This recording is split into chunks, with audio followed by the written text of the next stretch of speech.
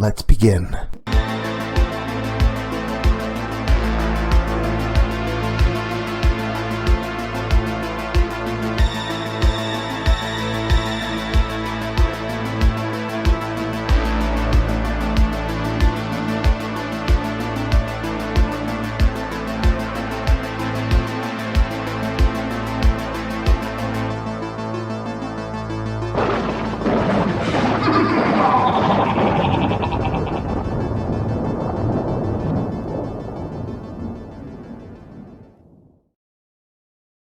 Hey there, Scary Story fanatics! Welcome back to Cleaving Thought from Bone, with your host, Sociopathic. It's almost time for summer, as it's just around the corner after spring. However, before we head back to the lake, let's head back out west for a bit more of the story that nobody can seem to get away from. Doughboy420 calls this one Obituary 4, Devil in Her Heart, Part 1.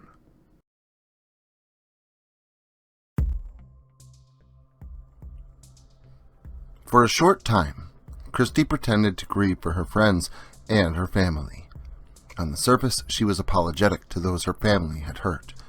She too played the victim of her family's psychosis, playing the part of the survivor girl of the real-life horror movie that unfolded on that fateful night. She would never tell the true story.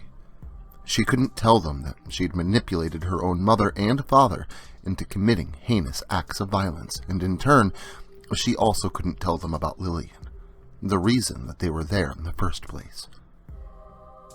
She told the detectives working the case the exact events of the night, but left out Lillian entirely.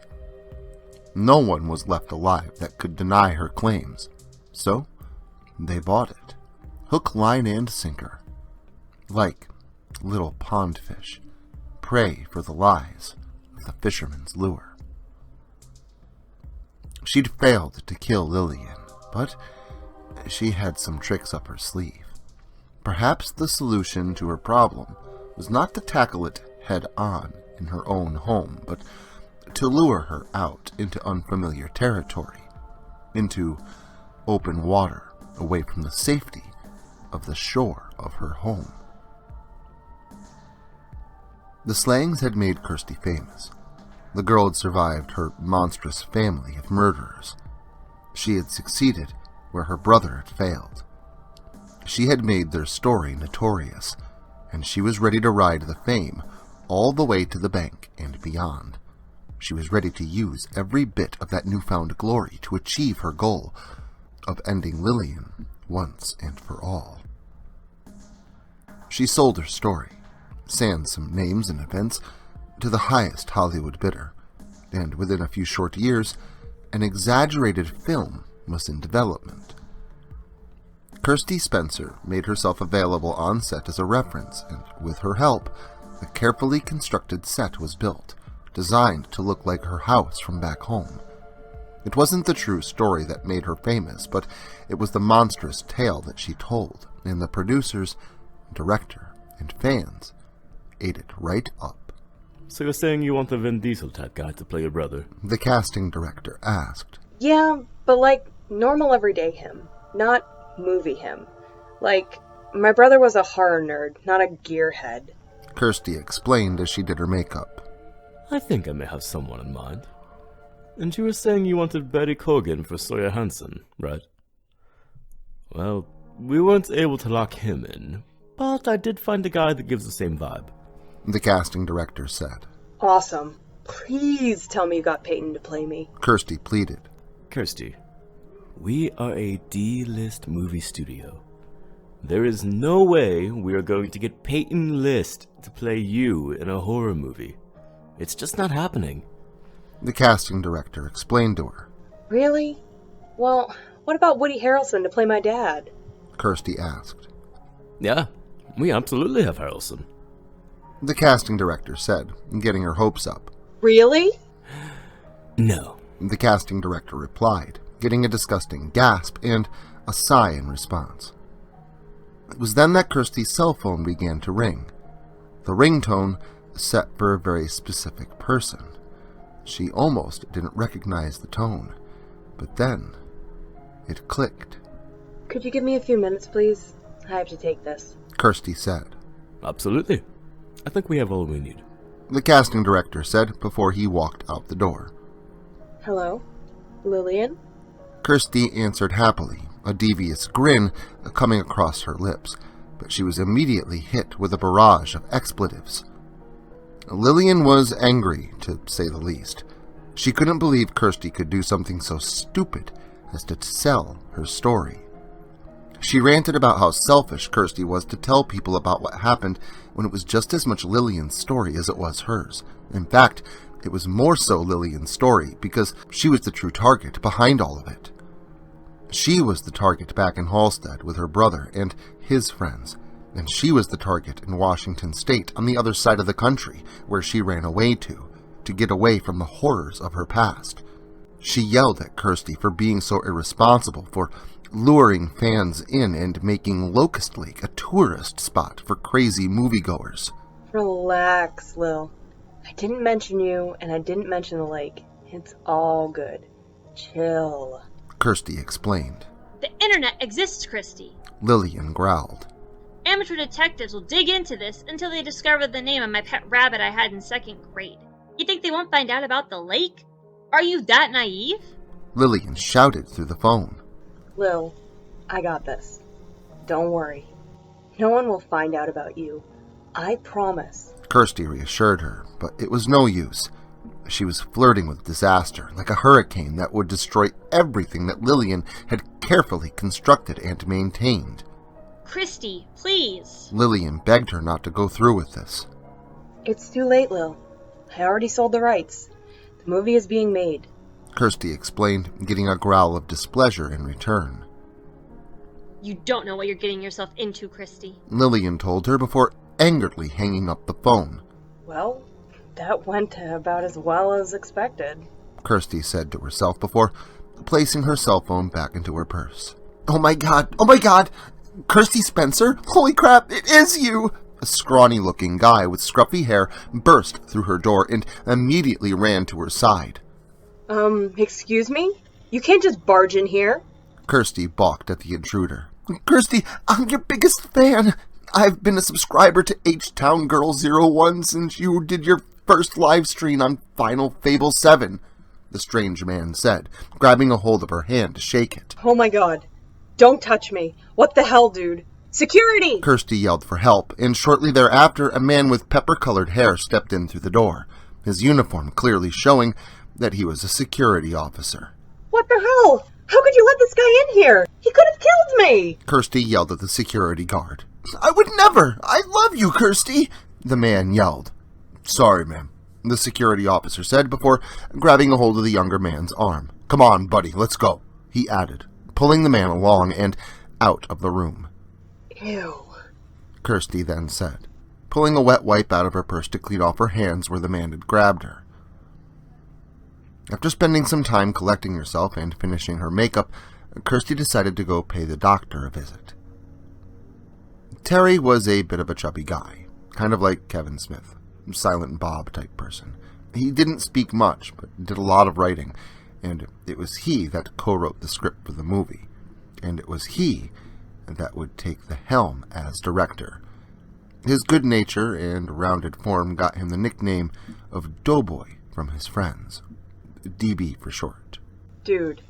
Some freak just barged into my dressing room and tried to have his way with me. Can you believe that? Kirsty balked. Yeah, movies attract weirdos. DB agreed with her. I would bet horror movies attract some of the worst, right? Kirsty assumed. Nah, you would be pretty surprised. It's usually the innocent stuff like sitcoms and soap operas that attract some of the worst stalkers. DB informed her. Weird. Yeah, don't get me wrong, every fandom has its oddballs. But generally, horror lovers are some of the nicest people. DB told her, explaining from his experience, horror fans are great people. Well, from my experience, people are crazy in general. Kirsty informed the director. Yeah, I mean, you do have a point.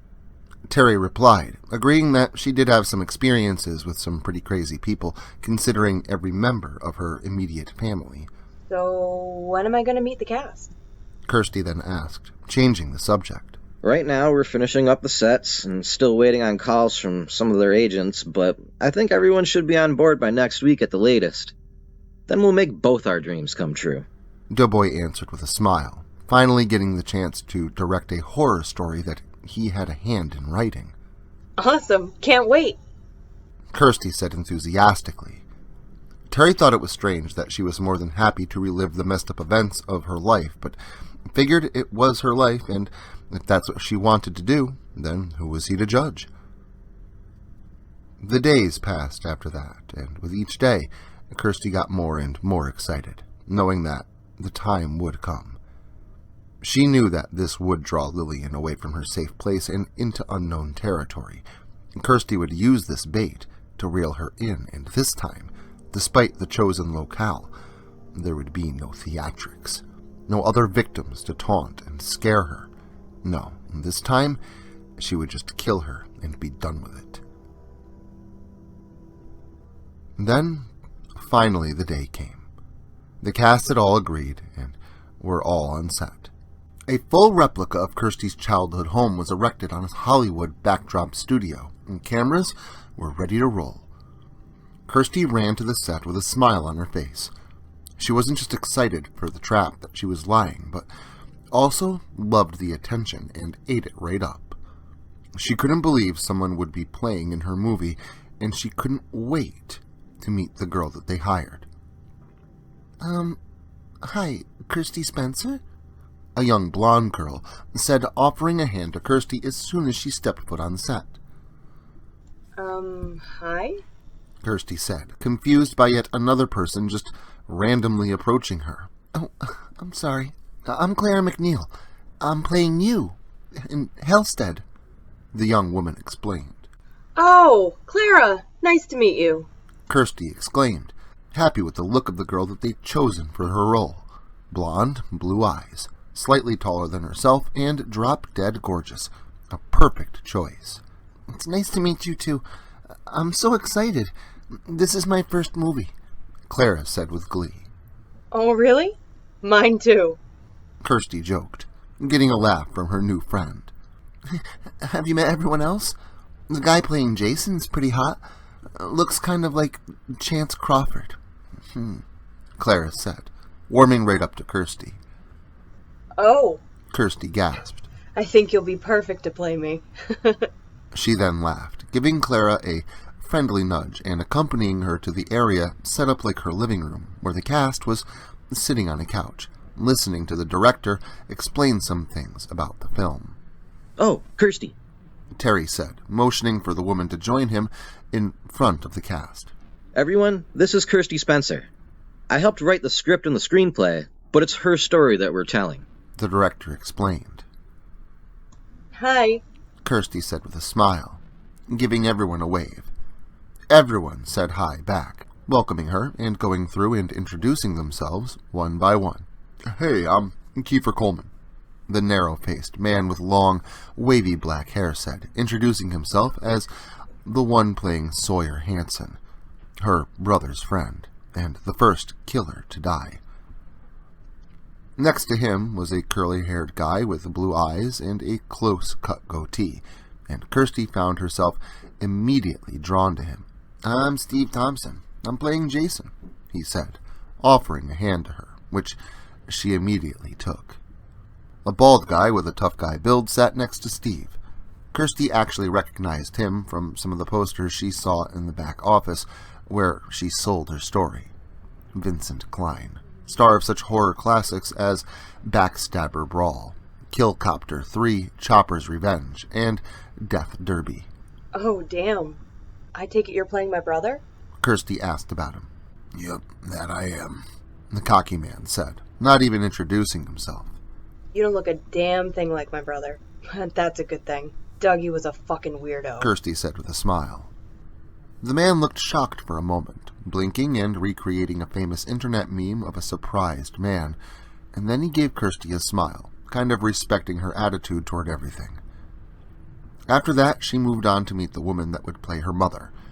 She had shoulder-length, graying hair and gave off the perfect vibes of her mother, Most people would refer to both the actress and her mother she played as Karens, affluent women that choose to play the part of morality police. But like most morality police, their morals are very personalized and subjective. "Hi," the woman said with a familiar tone of a person with their nose in the air, talking down to common folk. "I'm Helen Holt." The woman introduced herself. Hi. Nice to meet you. Kirsty said, feeling uncomfortable with the woman, just like her mother. "Oh, it's a pleasure, I'm sure," Helen said, with what could only be explained as a backhanded smile. The kind of smile that's forced when you're actually disgusted by someone.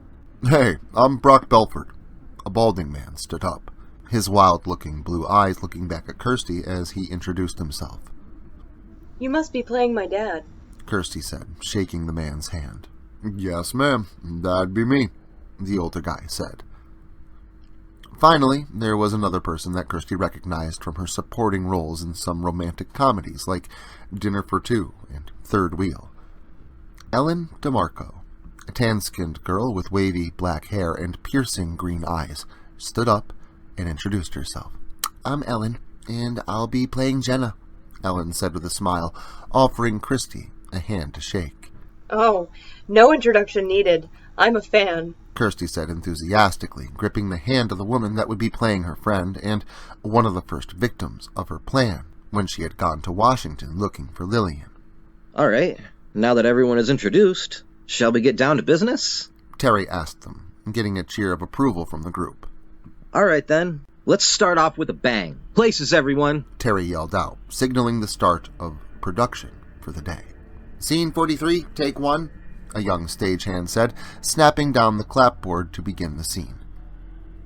This was the scene where Jason would shoot Doug in order to hide that it was him behind it all along. The scene played out. Jason aimed and fired the blanks at the general direction of the stuntman in the Obituary killer outfit. Fake blood splattered out of his chest, and he fell to the ground, expertly selling the kill. Kirsty was amazed at how realistic it looked, and after the scene was over and DB had yelled "cut" to wrap the scene, she asked the director how they had achieved such an effect. Oh, the bullet wounds?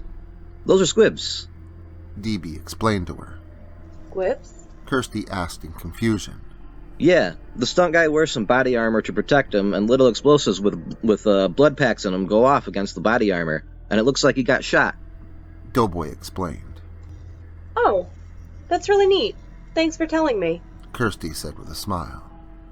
It really is, agreed the pepper-haired security guard standing cross-armed a few feet behind the director. I've been watching this stuff for years, and it still amazes me, he continued, watching on with just as much joy as the rest of the crew. That was great. Good job, everyone. Looks like the first shot of the movie was a success. Terry told them all before the set was interrupted by the sound of clapping somewhere off-set. Good job, everyone. Very nice. Lillian said, clapping her hands as she approached from the direction of the dressing trailers. Hi. Can I help you? Terry asked the woman. Nah, I'm good. I'm just here to see my friend. Lillian said with a grumble. Now, where is that little... There you are! She continued, her voice still growling, but then changing upon seeing Kirsty. Hey, Christy. How are you? Mind if we have a little chat? She said cheerfully as she approached the younger woman and wrapped an arm tightly around her before walking through the open side of the set house and pulling Kirsty along into the shadowy kitchen with her. What the fuck, Christy? Seriously? What the fuck? Why are you doing this to me? Lillian growled quietly at the girl. I need to pay bills, Lil. And besides, I already told you, I didn't tell anyone about you, or the lake, or any of the shit my brother wanted to prove. Kirsty argued. So you think because you made up a story with bullshit props that people won't dig into it? Lillian said, picking up a fake knife on the counter. Relax, Lil. Whatever I didn't say, our little hometown has done an excellent job of hiding. So I doubt anyone would be showing up here. Kirsty explained with a bit of a growl. This is gonna backfire on you, Christy. Lillian said before storming off the set. Everything all right? The pepper-haired security guard asked Lillian as she stomped through the parking lot. peachy. Lillian growled. All right, have a great rest of your day, the man said nicely, wishing her the best and allowing her to be on her way. Thanks. Lillian said, before walking to her car on the edge of the parking lot and leaving the area in a very pissed-off state. All right, everyone, quiet on set. Scene 37, take 1. The stagehand said once everyone was clear and ready to shoot the next scene. Vincent and Steve sat on a couch watching an old, royalty-free horror movie with a few extras sitting around them when Clara entered the room looking for her friend. Everyone watched on quietly as the scene played out, when suddenly a large light that had been secured to the rafters above the actors then fell and crashed to the floor, just feet away from them. "Oh shit!" a voice called out before the same weird guy that had tracked Kirsty down to profess his love for her fell from the rafters where the light had been, landing with a thud before scrambling to his feet and fleeing from the set. "What the hell?" Vincent said. "Security!" he then yelled, but it was too late. The young guy fled the area, running across the parking lot where the pepper-haired security guard ran after him, but quickly lost the younger man when he charged through a large group of younger people holding signs and screaming out chants. They all screamed that murders weren't movies, to stop filming now. The people chanted as they held up signs that read things such as "Evil is not entertainment" or "Stop glorifying violence," and the guard easily lost the scrawny young man within the large crowd of protesters. "Do you like working for the devil?" a young blonde woman shouted at the older guard. "He's coming for you, you know," she then informed him ominously. "I'm just doing my job, ma'am. Please stay behind the lines," the pepper-haired guard said, informing the woman to not try and push past the guards that he had stationed at the edge of the parking lot where the protesters were set up. The rest of the day went off pretty well. Most of the scenes they shot didn't take more than 1 or 2 takes to get it down, and the film was coming along quite nicely. And at the end of the day, the director called for everyone to gather around. He congratulated them for a great first day of filming and shared with them how happy he was to be working on the movie with them before wrapping for the day and releasing everyone to go back to their lives. When the director and the crew had all gone home or back to their hotel rooms, a few members of the cast stuck around the set to have a little celebration in honor of the movie that they had started. "I picked this up in celebration for tonight. I always pick up a couple bottles of champagne every time I start filming a movie," Vincent said before popping the cork and pouring out some sparkling alcohol for his castmates. "Oh, awesome, thanks," Kiefer said, happily taking a glass of champagne. "I'd never turn down a drink," he then added. "I do, though. None for me, thank you." Ellen turned down her drink after having gone through a fairly well-publicized trip to rehab a few years prior, and she did not want to relapse. "Oh, come on, girl. 1 drink won't hurt. It's in celebration." Vincent pressured her. "No, really. I'm good," Ellen replied. "I'll drink hers if she doesn't want it," Kiefer suggested. "Come on. Just 1, and that's all." Vincent pushed again. "She said she doesn't want it, man," Steve said calmly, not wanting to insult Vincent. "Fine, here you go, Keith," the man finally agreed, handing the second drink to Kiefer. "To Hellstead," Steve proposed cheers, further diffusing the situation. Everyone cheers to the same, to Hellstead, all of them raising a glass while Ellen raised a bottle of water. They drank for a while and had a fun time, enjoying the night and newfound friends. Finally, the night started to wear down, and Ellen drove Clara and Steve back to the hotel that they were all staying at, leaving Kiefer and Vincent behind to finish off the bottle. "Shit, man. That's it. That's all she wrote," Vincent said, pouring out the last few drops into his glass and gulping down the last bit. "I think I'm going to go back to my trailer and hit the hay. See you tomorrow," he then added, getting up and stumbling a bit before walking out the open side of the fake house. "Yeah, man. Yeah, you have a good night. Thanks for the drinks," Kiefer said, nearly passing out on the couch on set. Vincent drunkenly stumbled towards his trailer, having drank more than the rest of the cast, but upon reaching his trailer, he stopped and looked toward the parking lot, where a shadow caught his eye. "Hey, You aren't supposed to be here, Vincent said sternly, trying to intimidate the man in the parking lot. Hey, get out of here, I'll have you arrested, Vincent yelled to the man in the shadows, slowly approaching him. But then he realized that it was the man dressed in black wearing a white devil mask, much like the one the killer wore in the movie. Hey man, you're still here? Why didn't you join us for a drink? Vincent said to the man, thinking it was the stuntman for their movie. But when the masked figure approached Vincent without saying a word, he began to become uneasy. Hey, I'm just gonna head back to my trailer. You have a good night, Vincent said, before turning to walk hastily towards his trailer. But the figure in the obituary plastered devil mask had other plans, pursuing him even faster. Finally, Vincent began running, hoping to make it back to his trailer so that he could lock himself inside. Help! He yelled out. Help me, please! He called again, but security was elsewhere on the lot, and he was alone. He was able to make it back to his trailer, where he fumbled with the door, giving the masked figure enough time to advance upon him, driving a hook blade several times into the man's back, before he finally fell silent and dropped to the ground. Well, it seems that as soon as things are getting good, it's curtains. But don't worry, there's more to this story to tell. But if it's fear you're looking for, make sure to come back again next weekend. And until then, make sure to like, share, subscribe, and turn on notifications, so I can catch you all again next Saturday.